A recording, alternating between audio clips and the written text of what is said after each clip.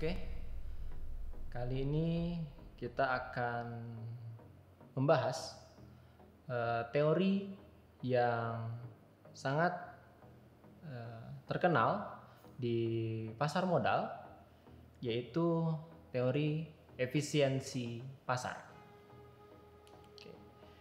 Jadi pada efisiensi pasar kita akan membahas bagaimana suatu pasar bereaksi terhadap suatu informasi untuk mencapai harga keseimbangan yang baru. Jadi jika pasar bereaksi dengan cepat dan akurat untuk mencapai harga keseimbangan yang baru, maka kondisi seperti ini disebut dengan pasar efisien. Nah, dalam Tandil Lelin ya, kita bisa mengetahui dalam sebuah pasar efisien itu ada beberapa kategori. Yang pertama yaitu harga pasar yang terbentuk itu telah mencerminkan informasi yang tersedia. Yang kedua, informasi dapat diakses dengan mudah, ya, yaitu biaya yang murah oleh semua pihak dalam pasar. Yang ketiga, harga yang terbentuk adalah merupakan harga keseimbangan. Yang keempat, tidak satupun investor memperoleh return abnormal. Jadi dalam suatu pasar yang efisien, kategori-kategori tersebut haruslah ada. Nah, beberapa kondisi lagi yang harus terpenuhi pada pasar efisien, tambahannya menurut Tandil Lelin, yang pertama investor yang rasional, ya. Artinya investor itu berusaha memaksimalkan profit. Yang kedua, semua pelaku pasar memperoleh informasi yang sama. Yang ketiga, informasi yang tersedia itu bersifat random atau acak. Lalu yang terakhir, investor bereaksi secara cepat. Jadi ketika ada informasi baru, investor akan bereaksi secara cepat. Nah, setelah kita tahu beberapa kondisi dan syarat yang harus ada pada sebuah pasar yang efisien, ada beberapa bentuk dari sebuah pasar efisien, ya. Yang pertama, ada bentuk pasar efisien dalam bentuk yang lemah. Nah, dalam bentuk yang lemah ini, semua informasi di masa lalu atau informasi yang historis itu akan tercermin dalam harga yang terbentuk sekarang. Ya. Sehingga informasi historis itu, yaitu harga saham dan volume yang diperdagangkan, itu tidak bisa lagi digunakan untuk memprediksi perubahan harga di masa yang mendatang. Ya, karena itu sudah tercermin pada harga saat ini.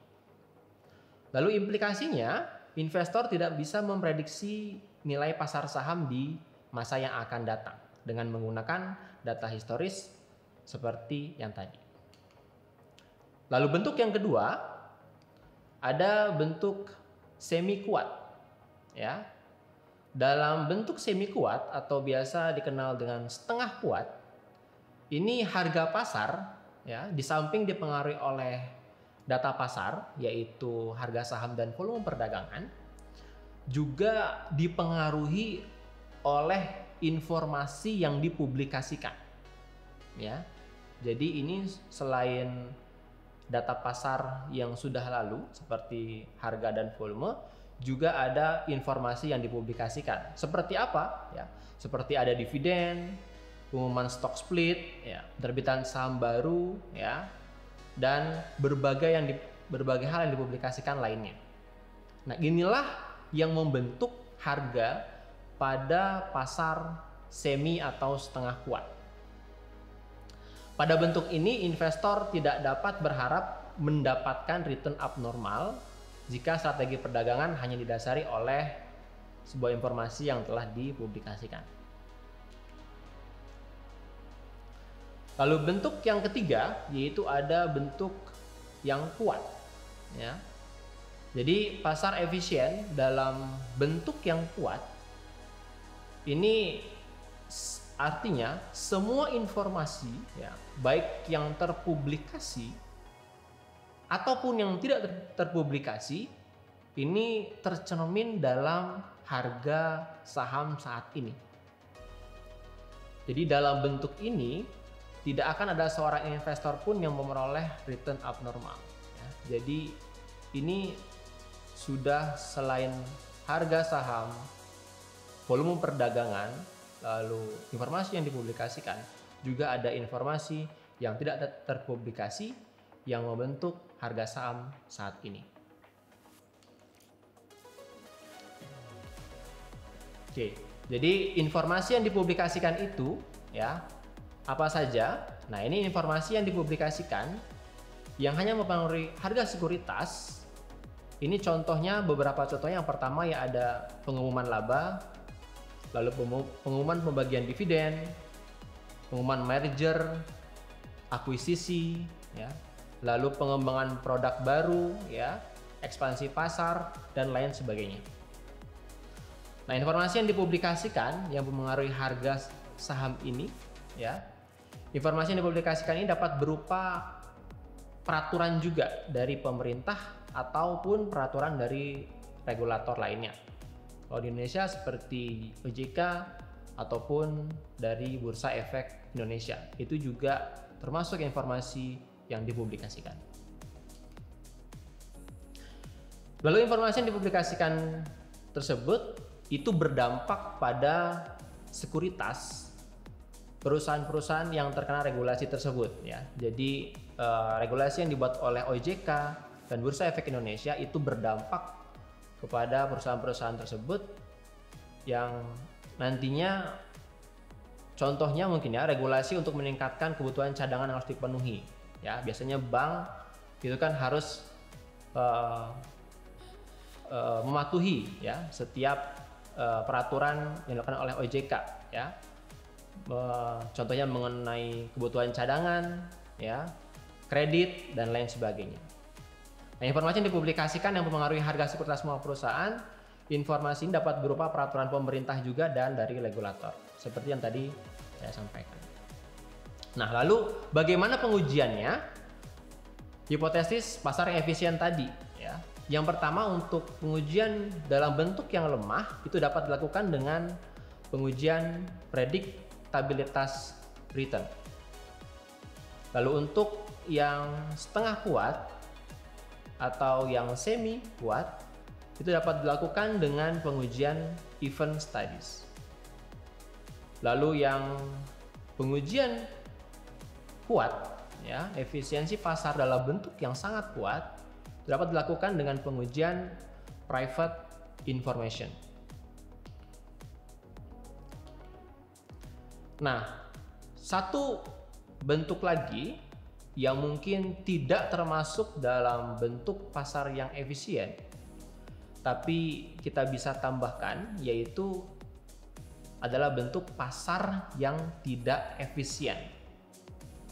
Nah, kenapa bisa ada pasar yang tidak efisien?